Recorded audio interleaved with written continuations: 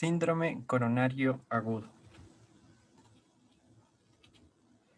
El- Dentro de la Organización Mundial de la Salud, se considera que la primera causa de mortalidad a nivel mundial es debido a eh, por enfermedad aterotrombótica o sus complicaciones. Dentro de las enfermedades aterotrombóticas es destacar el síndrome coronario agudo, el accidente cerebrovascular y la enfermedad arterial periférica como las tres enfermedades aterotrombóticas que cursan con mayor mortalidad a nivel mundial. Es importante antes de comenzar conocer los conceptos de angina de pecho. Este término deriva etimológicamente de angor pectoris, que significa opresión o constricción pectoral. La angina, cuando hablamos del término de angina, ya estamos implicando que el origen es cardíaco. El dolor torácico es un dolor que puede ser originado o proveniente de cualquier componente de la caja torácica. El infarto del miocardio es un hallazgo ya anatomopatológico de necrosis de miocitos, necrosis miocárdica. El síndrome coronario agudo es el conjunto de situaciones de gravedad variable cuyo mecanismo de producción es la isquemia miocárdica. Dentro de esto podemos tener la angina de pecho, el infarto de miocardio y la muerte súbita. El infarto de miocardio es, mediante algunas pruebas, la evidencia de necrosis miocárdica, secundaria a una isquemia miocárdica aguda. Dentro de la fisiopatología del síndrome coronario agudo, es importante recalcar el desbalance que se puede presentar entre el aporte y la demanda. Al existir una disminución, ya sea mediante el aporte o la demanda, se origina un desbalance que origina una alteración en el consumo del oxígeno que afecta a nivel del miocardio. También existe alteraciones a nivel metabólicas producidas por la isquemia, que al reducir el aporte de oxígeno, el miocardio cambia el metabolismo, disminuyendo su pH, incrementando la producción de energía y la actividad de la bomba sodio-potasio ATPasa, que aumenta las concentraciones del sodio dentro de las células y disminuye la concentración de potasio intracelular. Este exceso de sodio se intercambia por el calcio para incrementar la fuerza de contracción. También existen algunos efectos clínicos por la isquemia prolongada, como alteración a nivel de la función miocardio. Eh, Estos cambios van a producir que durante el reposo se deteriore la función contráctil, comprometiendo la capacidad del miocardio para relajarse, implicando la función diastólica, que la función diastólica es la más sensible a la isquemia que la sistólica. En algunos casos, esta isquemia, cuando persiste, llega a la necrosis, por lo que el músculo trata de funcionar con menor cantidad de oxígeno posible. Para este tipo de condición se denomina miocardio hibernado. También existe otra forma que es el miocardio aturdido, donde el músculo no se contrae, pero todavía no se encuentra necrótico. Una forma de disminuir el consumo de oxígeno a nivel de las células de los miocitos. La necrosis, la muerte del miocardio, cuando el miocardio no es viable, se produce por una obstrucción completa. Esta obstrucción tiene que tener el suficiente tiempo, que no existe un aporte colateral de sangre a este tejido que pueda generar la muerte de estas células, generando una degeneración del miocardio en tejido cicatricial que ya no va a tener la propiedad contráctil ni la posibilidad de recuperación, como en el de recuperación.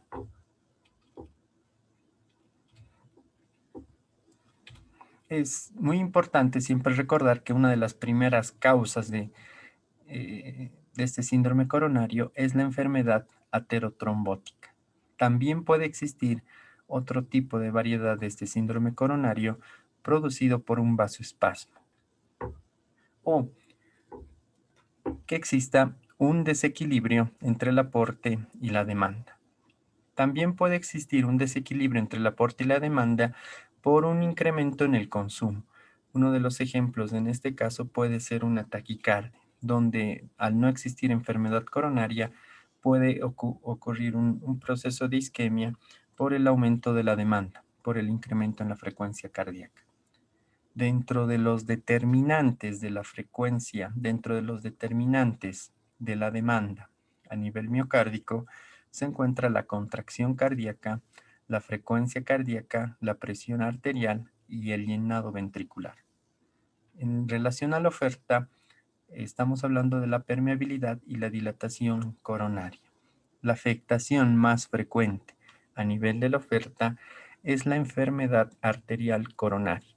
La afectación más frecuente en relación a esta enfermedad va a ser la ateroesclerosis y la arterioesclerosis, que van a ocasionar una enfermedad arterial coronaria.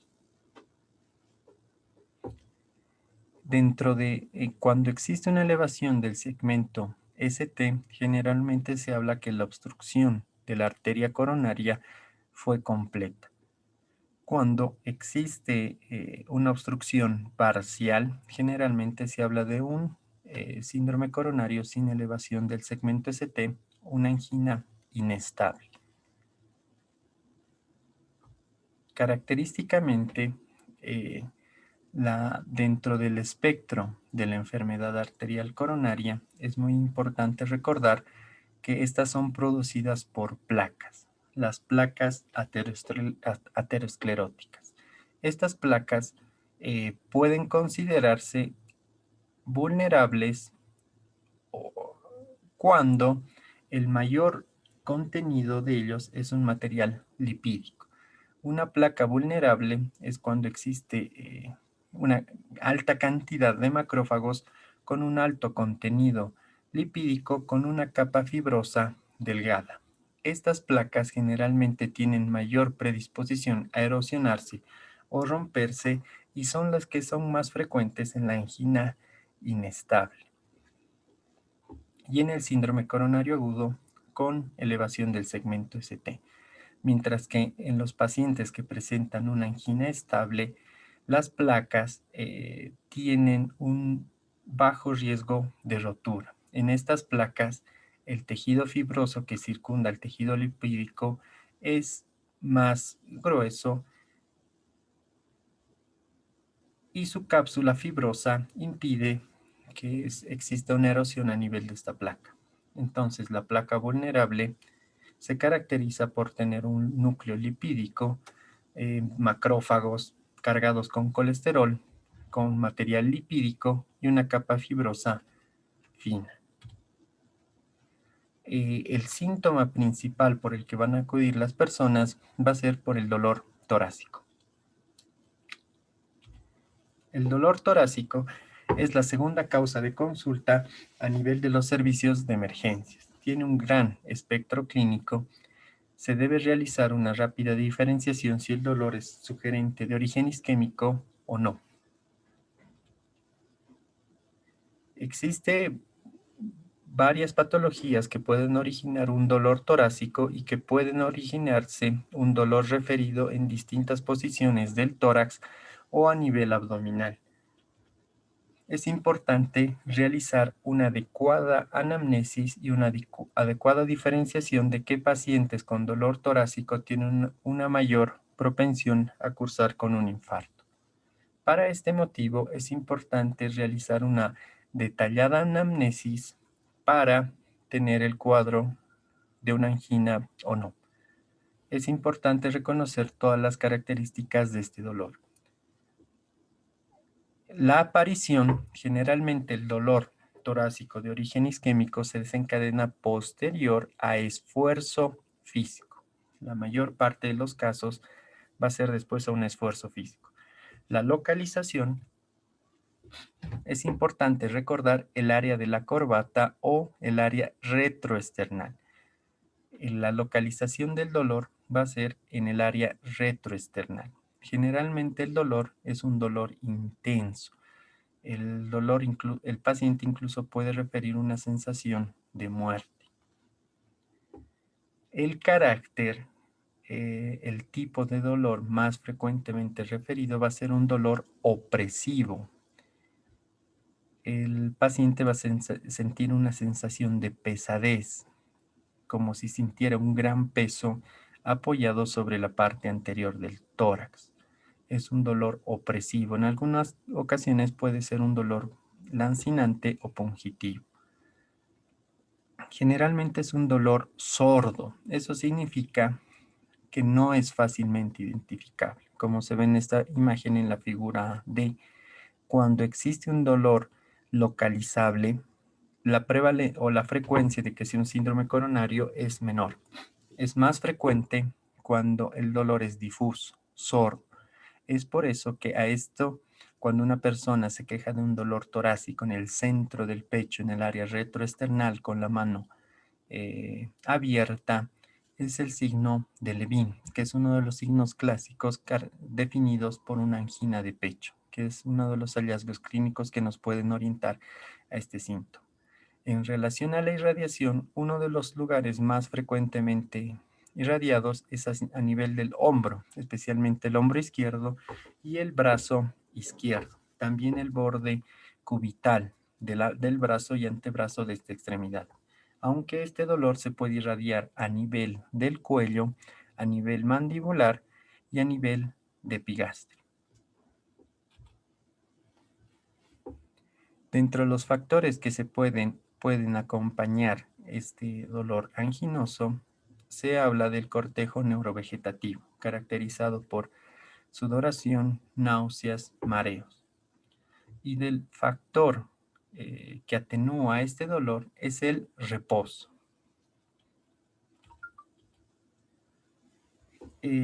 Para realizar una clasificación de un dolor torácico típico o atípico, se realiza esta clasificación, donde se toman en cuenta tres aspectos importantes. El primer aspecto es el factor que inicia, generalmente el esfuerzo físico, el ejercicio o el estrés emocional. La segunda característica va a ser la semiología que acabamos de mencionar y el tercer aspecto es el factor atenuante, que generalmente se va a aliviar con el reposo o si está en un ambiente hospitalario cerca de una atención médica, con la administración de nitroglicerina sublingual. Si una persona tiene las tres características, dolor originado con esfuerzo, semiología, un dolor centrotorácico opresivo irradiado al hombro, acompañado de un cortejo neurovegetativo y que se alivia con el reposo, va a ser catalogado como un dolor anginoso típico. Si solo tiene dos de cualquiera de las tres características, se considera un dolor anginoso atípico.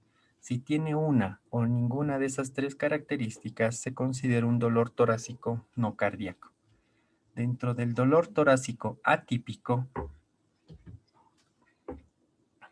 es importante recordar que estos dolores pueden tener un dolor localizado en otra región, un dolor epigástrico, aparentar una indigestión, que el síntoma principal sea disnea, sudoración que exista netamente el cortejo neurovegetativo, que se presenta en un 30% de los casos. El dolor anginoso atípico generalmente es más frecuente en ancianos, en mujeres, en pacientes con diabetes mellitus, con enfermedad renal o aquellos que tengan un deterioro cognitivo o alguna enfermedad neuropsiquiátrica. El dolor torácico solo tiene un valor limitado, porque recordemos que una persona que tiene un episodio de angina puede tener una angina estable, puede tener una angina inestable, puede tener un síndrome coronario con elevación del segmento ST o sin elevación del segmento ST. Mediante el dolor, no es posible totalmente diferenciar cada uno de estos cuadros. Existen algunos datos semiológicos que nos pueden orientar hacia alguno de los cuadros, pero ante la gravedad de esta enfermedad es mejor realizar exámenes complementarios para tener la mayor seguridad sobre este cuadro. Es muy importante reconocer los cuadros de una angina estable, angina inestable, un síndrome coronario agudo con elevación del segmento ST y sin elevación del segmento ST.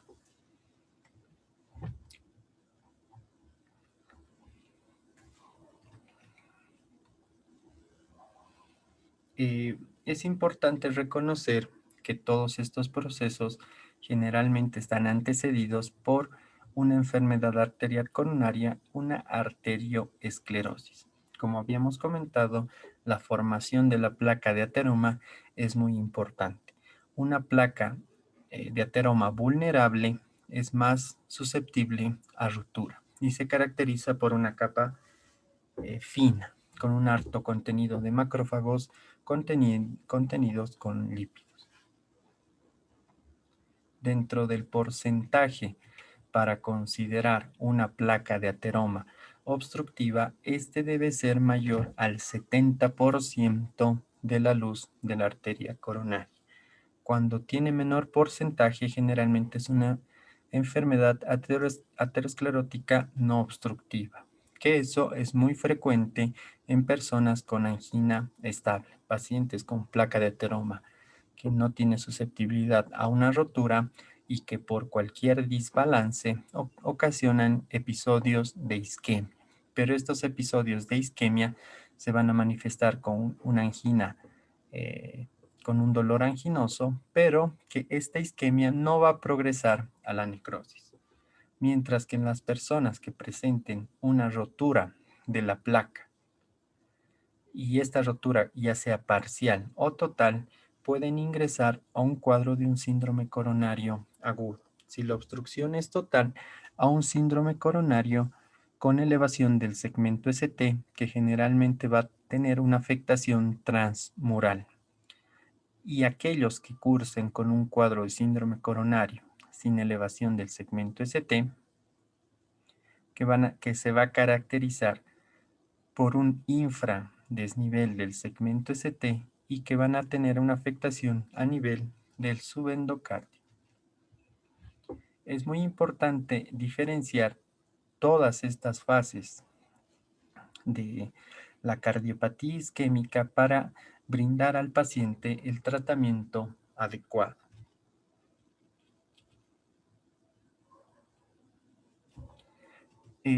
Como la primera causa, como de la primera causa de cardiopatía isquémica de síndrome coronario es la enfermedad aterosclerótica, es importante conocer los factores de riesgo cardiovascular, los factores de riesgo coronario. Dentro de estos, los principales son el sexo masculino, la edad entre 45 a 50 años, mayor a 45 años en varones y mayor a 55 años en mujeres. Generalmente la edad es más alta en las mujeres porque esto se presenta generalmente después de la menopausia. La menopausia, que es un factor que no se puede modificar en las mujeres. La enfermedad cardiovascular en familiares de primer grado, especialmente en varones y en mujeres, el hábito tabáquico, la hipertensión arterial, la diabetes mellitus, la dislipidemia, que puede ser por una concentración baja del HDL, que es el colesterol de alta densidad, y una elevación del colesterol de baja densidad, el LDL. La obesidad, el sedentarismo son los factores de riesgo cardiovascular más frecuentemente encontrados.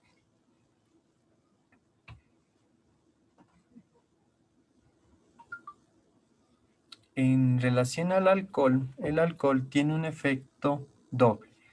En concentraciones bajas puede tener incluso un efecto beneficioso y en un consumo demasiado elevado puede incrementar el riesgo. Entonces el alcohol no es un riesgo es un riesgo coronario de modo dosis dependiente. No es uno de los principales. Los principales van a ser la edad, el sexo, sexo masculino, hipertensión arterial, tabáquico, hábito tabáquico, la hipertensión arterial sistémica, diabetes mellitus y la dislipidemia.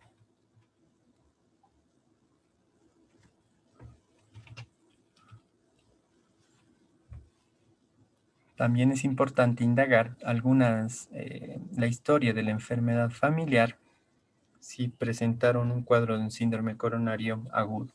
En algunas situaciones existen algunos otros factores de riesgo cardiovascular que no son fácilmente identificables como disfunción renal, la proteinuria o homocisteinemia, que también se han descrito como predisponentes para un cuadro de una enfermedad aterosclerótica. El hábito tabáquico, el consumo de 10 cigarrillos diarios incrementa el riesgo de padecer una enfermedad coronaria del 20% en los hombres y 23% en las mujeres. La formación de un trombo o el coágulo que obstruye la arteria coronaria interrumpe este flujo, dejando sin irrigación al músculo cardíaco que origina la isquemia. Como habíamos comentado, el ejercicio físico, el esfuerzo físico son generalmente el factor que desencadena estos episodios de desbalance, de isquemia a nivel miocárdico.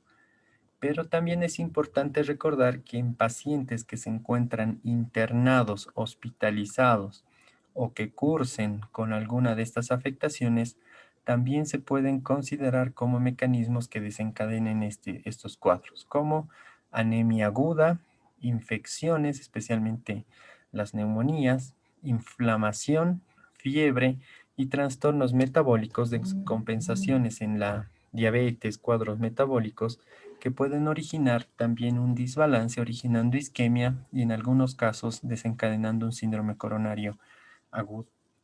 Entonces, una vez realizada la evaluación del paciente, determinado si tiene factores de riesgo cardiovascular, si el dolor es anginoso o no, se debe realizar precozmente la realización de un electrocardiograma, que es una de las principales herramientas auxiliares para el diagnóstico.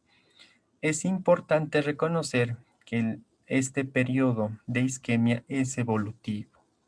Si la isquemia persiste, va a generar cambios en el electrocardiograma.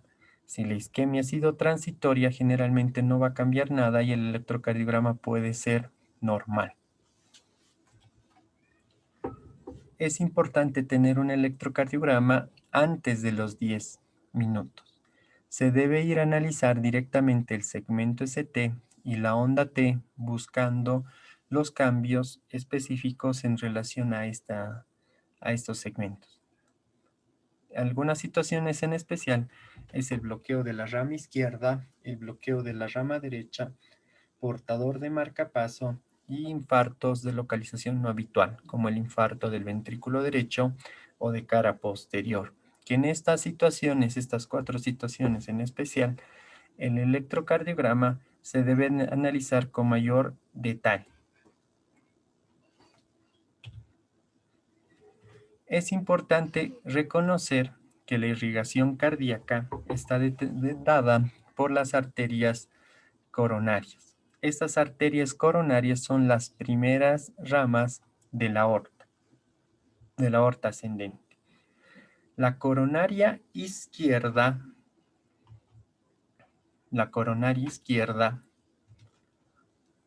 irriga la porción anterior del tabique interventricular y la cara anterior y lateral del ventrículo izquierdo.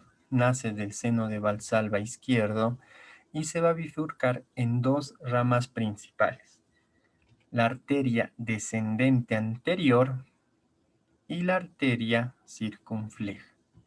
La arteria descendente anterior recorre el surco interventricular rodeando la punta del corazón. La descendente anterior va a dar ramas para el tabique interventricular, las ramas septales. También va a dar ramas diagonales que irrigan la parte ventricular anterior y lateral del ventrículo izquierdo. La arteria circunfleja va a recorrer el surco auriculoventricular izquierdo, va a dar unas ramas a nivel auricular para la aurícula izquierda, también da ramas marginales, las marginales obtusas, que van a irrigar el ventrículo izquierdo, lateral y posterior. La arteria coronaria derecha va a discurrir entre la arteria pulmonar y la aurícula derecha, pasando por el surco auriculoventricular derecho. Va a irrigar la cara inferior del ventrículo izquierdo, el ventrículo derecho y la porción posterior del tabique interventricular. La coronaria derecha va a dar ramas, las marginales agudas, la descendente o interventricular posterior en un 75% de los casos. En este punto es muy importante que ustedes reconozcan la dominancia cardíaca.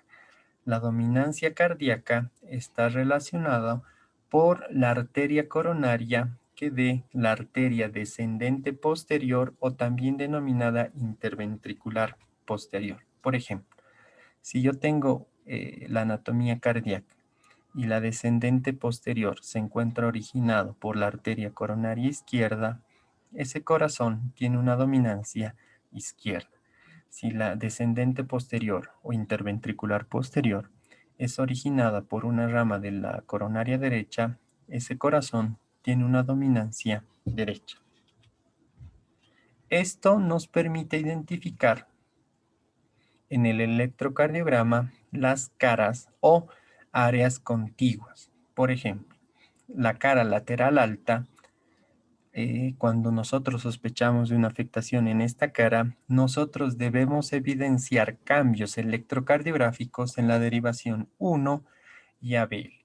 Cuando sospechamos una afectación en la cara inferior, como es el caso en este ejemplo, se ve una elevación del segmento ST en la derivación 2, elevación del segmento ST en la derivación 3, elevación del segmento ST en ABF. Entonces aquí existe una afectación en la cara inferior. Cuando se afecta una cara, tiene que verse la alteración en las derivaciones que componen esa cara. La derivación o la cara septal va a estar compuesto por B1 y B2. La cara anterior por B3 y por B4. Y B5 y B6 por la cara lateral baja. Dentro de los cambios que debemos buscar en el electrocardiograma, debemos recordar que la isquemia, la lesión y el infarto se pueden evidenciar en el electrocardiograma. Cuando vemos cambios en la onda T, estamos hablando que está ocurriendo isquemia. Los cambios que vamos a evidenciar en la onda T son los que generalmente aparecen de manera precoz y se va a caracterizar por una onda T simétrica. Las ramas de la onda T pueden verse simétricas y el voltaje de la onda T también cambia, que puede ser positivo o negativo. Cuando este proceso continúa, la lesión aparece lesión.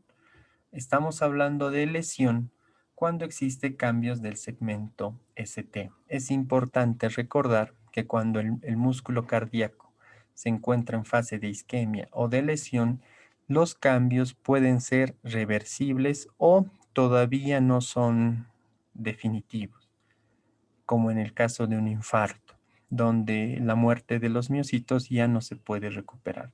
Dentro de la isquemia y lesión, el corazón todavía puede estar en una fase de hibernado o aturdimiento que pueden predisponer que posteriormente esos miocitos recuperen su función. La lesión se va a ver por cambios en el segmento ST, ya sea una elevación del segmento ST o un infradesnivel del segmento ST. Para hablar de un infarto transmural, hablamos de la aparición de las ondas Q. Estas ondas Q patológicas ya nos traducen generalmente un infarto transmural. Es por eso que es más frecuente la aparición de estas ondas Q en supradesnivel del segmento ST. el infradesnivel del segmento ST, que generalmente afecta el subendocardio, la probabilidad de una aparición de una onda Q es menos frecuente, a menos de que exista una gran extensión del compromiso del subendocardio.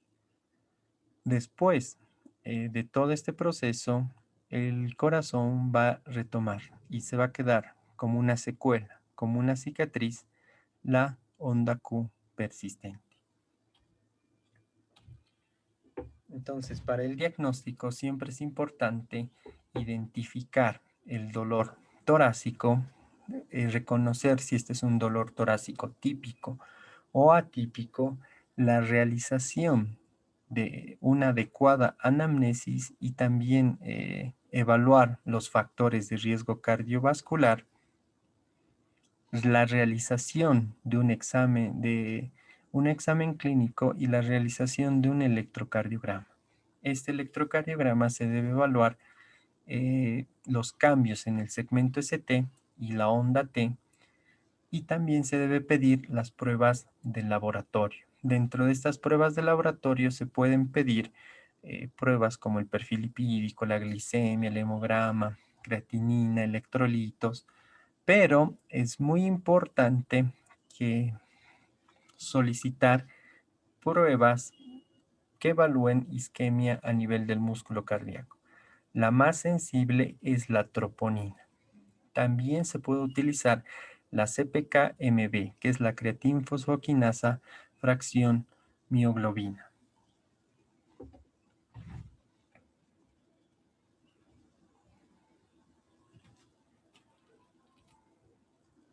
Siempre es importante reconocer los factores de riesgo cardiovascular, que son los que van a determinar la aparición de esta enfermedad.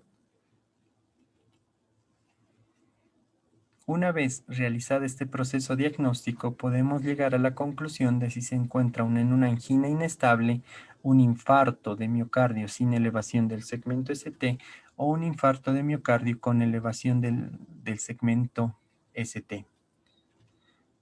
Recordemos que el gol estándar o la prueba definitiva para evaluar la enfermedad coronaria es la coronariografía. Mediante la coronariografía es un método invasivo, pero en el que se puede visualizar la circulación coronaria en su totalidad.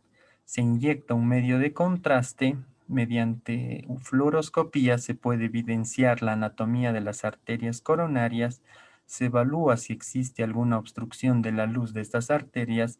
Recordar que se considera una obstrucción significativa de una lesión coronaria cuando la estenosis es mayor al 70% de la luz. Y cuando existe este porcentaje de obstrucción, generalmente esa arteria debe ser tratada. Se puede realizar una angioplastía o la colocación de un stent para mejorar la circulación en esa arteria. Recordar que esto es una emergencia, que el tratamiento debe ser precoz y mientras más pronto se realice el tratamiento farmacológico y la reperfusión farmacológica o mecánica, el proceso va a tener mejores resultados. Entendemos por reperfusión farmacológica la administración de fibrinolíticos, streptoquinasa, tenecteplase o alteplase, que son fármacos que pueden lisar el trombo y reperfundir o lograr una nueva circulación a nivel de esas arterias coronarias. Recordar que la reperfusión farmacológica es más efectiva mientras sea más precoz, incluso antes de las 6 horas. Antes de las 24 horas, la reperfusión mecánica, que se realiza mediante la coronariografía, mediante el cateterismo cardíaco, la angioplastía con balón o la implantación del stent, sí tiene un mayor tiempo de efectividad que se puede realizar preferentemente antes de las 12 horas para tener mejores resultados. Siempre es importante realizar electrocardiogramas seriados. La importancia de realizar electrocardiogramas seriados es porque es un proceso evolutivo. como vimos en las imágenes del electrocardiograma, esto puede ser una situación normal, que conforme va pasando los minutos y las horas, recién aparecen los cambios en la onda T en el segmento ST. También es importante ver que a nivel de la troponina se deben realizar controles seriados. ¿Por qué? Porque la troponina, una vez iniciado el cuadro, su elevación va a estar entre las 3 a 4 horas. La troponina no se eleva directamente. Entonces es importante que el electrocardiograma y la realización de troponinas se realicen de manera seriada, con unos intervalos entre 2 a 3 horas. Como se ve en este gráfico, las enzimas que nos predicen lesión miocárdica van a ser las troponinas y la CPKMB. La creatinfosfoquinasa total tiene menor sensibilidad. En relación a las troponinas, estas se elevan entre las 3 a 4 horas. Entonces es importante recordar este dato para que cuando una persona acuda por un dolor torácico, se debe realizar electrocardiogramas y troponinas seriadas para evidenciar cambios en estos aspectos. También recordar que la troponina puede mantenerse elevada entre 1 a 2 semanas. En relación al tratamiento médico, siempre es importante, antes de todo esto, realizar la promoción y prevención de esta enfermedad. Primero, siempre es importante promover cambios en el estilo de vida, realización de ejercicio, dieta sana, disminución en el consumo de cigarrillos, disminuir el sedentarismo para evitar la aparición de la enfermedad aterosclerótica. Es muy importante reconocer que se debe realizar en la etapa aguda alivio del dolor isquémico. Como vimos, incluso uno de los criterios importantes es la administración de la nitroglicerina. El tratamiento antiplaquetario es muy importante, incluso iniciar en cuadro de un síndrome coronario agudo, la administración de aspirina y clopidogrel.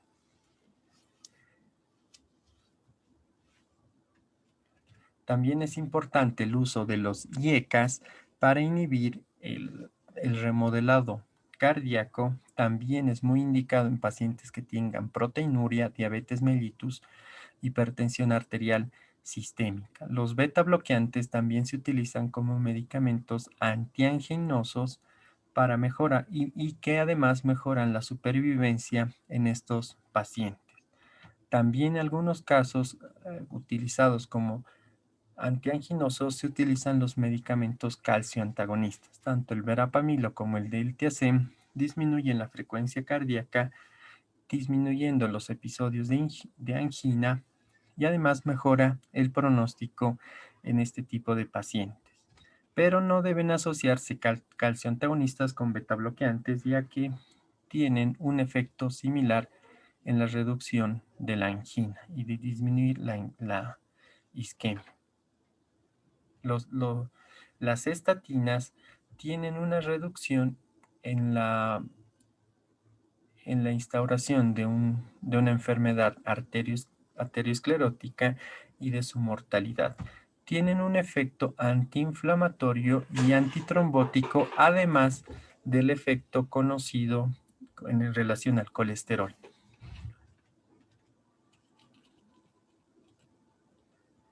Entonces, siempre es muy importante recordar que dentro del tratamiento de esta enfermedad, lo primero es identificar este tipo de pacientes para posteriormente realizar un tratamiento adecuado.